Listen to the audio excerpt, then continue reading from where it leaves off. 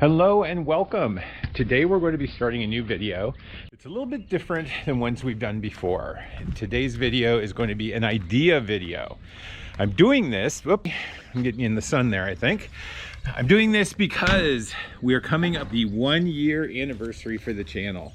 And I was reminded that this channel was going to be about more than just me basically doing personal vlogs, travel vlogs of the biking and like some of the garden stuff and the stuff around the house here. And we're actually going to tackle some big ideas and see if we can share those. So today's video is going to attempt that. We're going to be asking a question and sharing thoughts. And today's question takes us back in time a little bit. It takes us back to about a year ago when I was speaking with one of the little people in my life, and they asked a question that little people have been asking for generations, thousands and thousands of years. Little people have been asking the same question. School, why? In other words, why do I have to go to school? You know, my life is fun. I get to run around and play with my friends. I get to have all kinds of a good time. Why do I have to spend part of my day going to school and learning stuff? And if I have to be there, you know, how do I get the most out of it is, you know, I hope a part of that question. And so we're going to try and address that. We're going to see if we can get into a little bit more about why we go to school and that kind of thing, and kind of walk through what are the things about school that make it the most useful to us and to get the most out of it. And basically what it comes down to is, why are we even there to begin with? And so we'll start there. We'll start talking about the most popular responses you get to that question. Why are you in school? As you go forward, you're going to ask that question, and the number one answer that you're going to get back from people is, you're in school to get a diploma and get a job. And that is going to be repeated over and over again because it's very true. There's very few things like a diploma that can act as an accelerator for your life, to kind of speed up your life, to make progress for you quicker than anything. But I would like to propose that there's really a better way to look at school, and that is basically creating a foundation for life. And what do I mean by that? I mean a foundation for life. For you, your life, you're going to have a time in this world where you're going to be young and you're going to learn, and then you can move on to like building a life and building a career and building a family, building a business, doing whatever it is you do as your life's mission. And it's going to be important when you go on that journey to have a foundation to build from. And what are the building blocks of that foundation? I look at it as there's 3 fundamental building blocks that are most important, especially to people that are in, say, elementary school and about to go into middle school, people that we may know that are in elementary school about to go into middle school. The reason you're in school now is to find those building blocks and then to learn how to use them so that you can again build that foundation that'll help you create a better life for yourself. And those building blocks are, in case you're wondering, words, numbers, and pictures. So let's repeat. Words, numbers, and pictures. Words, numbers, and pictures. Words, numbers, and pictures. There you go. So words, numbers, and pictures. That's what we're going to spend the rest of the time in this video talking about, and how they are really foundational and building blocks for your life.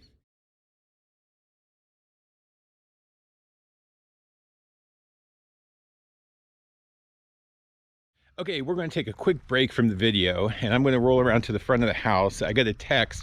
They're going to be delivering my pavestone here in a few minutes. So hopefully he'll be here and we can wrap that up quickly and then get on with the rest of the video. In the meantime, I'm going to set you down here, and we're going to take a few minutes and talk about why words, numbers, and pictures are the building blocks for the foundation. And there's 3 aspects to words, numbers, and pictures that make them building blocks.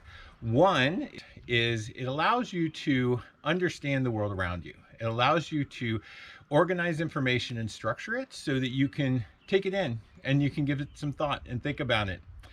And number 2, the reason you think about it is, again, using words, numbers, and pictures, you can structure a problem, organize it, and define it so that you can develop a solution. And so that you can structure that solution. 3, once you have a solution and once you have ideas that you want to share with other people, again, words, numbers, and pictures come in very handy because now you can share that idea with the rest of the world. So these are the 3 main components. I'm going to do videos on like each one of these so we can delve into a little bit more. Today, we're going to talk more about the second one, which is the most important, structuring ideas and getting them so that you can then communicate them. But first, I got to wait for this delivery. We'll see how long it's going to take. And I was going to start that discussion with a trip to the fence to go down there and check that out. But you know what? I just realized we're in the YouTubeverse. I can wait here for the delivery and go to the fence at the same time because in the YouTubeverse, we have powers to be in 2 places at once. So not only can we transport as a single entity, but we can actually be in 2 places at once. That may be something we're capable of. So let's give that a try. It's working. There we go. Check it out. Check it out over there. That is so cool. 2 places at once. This is so cool. I'm actually able to go to 2 places at once. Here I am down at the fence. So this was my spring project from last year. Really great. I'm so happy with how it turned out. And it was an excellent example of using words, numbers, and pictures to make something happen, because putting up a fence like this isn't magic. It takes time, planning, and effort to do that, and it takes some problem solving as you go. And it's very important having that understanding of words, numbers, and pictures to make sure you can put together a plan and actually produce things that are good in your life, like this fence. So let's talk more about that here, and let's transport back up to, let's go into the future actually. I don't think you guys want to just hang out and wait for these paved stones with that dude up in front of the house. So even though there's 2 of us, I think we'll go back to 1 of us, but let's go into the future so we can wrap up the video. There you go. Okay, so I think we're in a good place. We're going to go ahead and he's zapped into the future. Again, I don't think you guys want to hang out and wait for this van with me. Let's go into the future and talk a little bit more about structuring ideas and forming them as you address problems so that you can develop solutions. All right, let's go ahead and check it out. And I'm back. So that was the fence that I put in last spring. But let's talk through some of the process for doing that. The way we look at this is the words, numbers, and pictures that we have in our lives, and if you get really good at it and really good at using them and being able to work with them in your daily life, it helps you in 2 main ways if you're a particularly creative or imaginative person. As I mentioned, it helps you to structure your imagination and your ideas and to put them down in a way that you can measure them against your own ideas and your own precepts.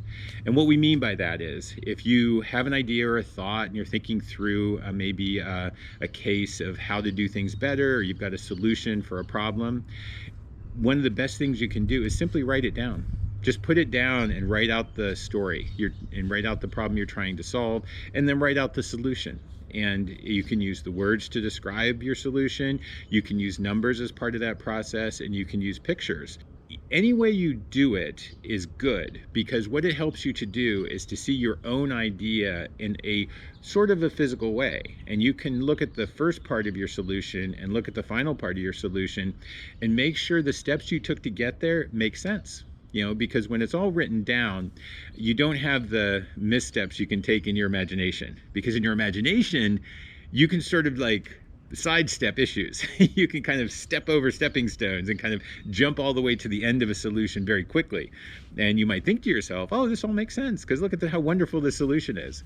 But when you take the time to write it down and you go step by step, you can see, oh, you know what? I got from 1 to 2 really easily, but then from 2 to 3, oh, wait, I forgot about these little items that are in the way. I've got to figure out how to get around those as well. And by writing things down and mapping it out, a solution on a piece of paper is an amazing tool. And if you have the skills, if you have the skills of using words, the skills of using numbers, and the skills of using pictures to present a problem, and then also to represent the solution, It's an amazing way for you yourself to perfect your solutions, to make sure that what you're thinking through captures all the things that you need in order to solve the actual problem.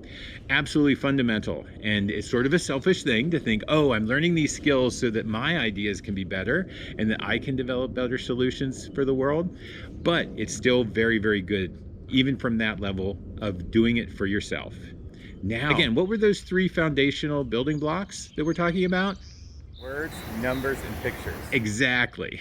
So that's how you use it for yourself, so that you can structure your ideas and kind of draw out a problem and a solution, so that you can kind of make sure you've got a complete solution and everything ready to go.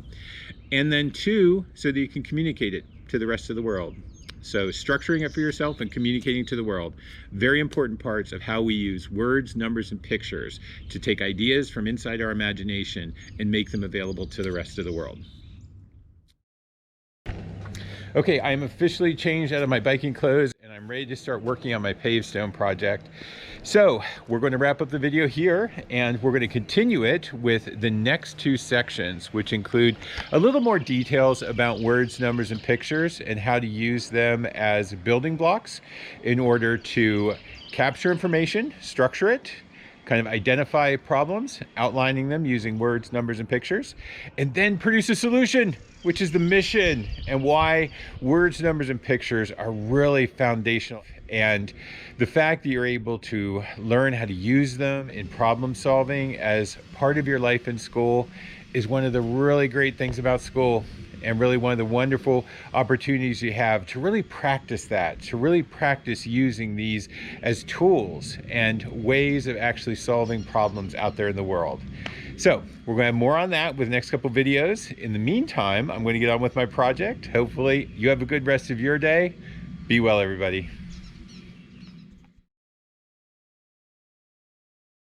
It's all about words, numbers, and pictures.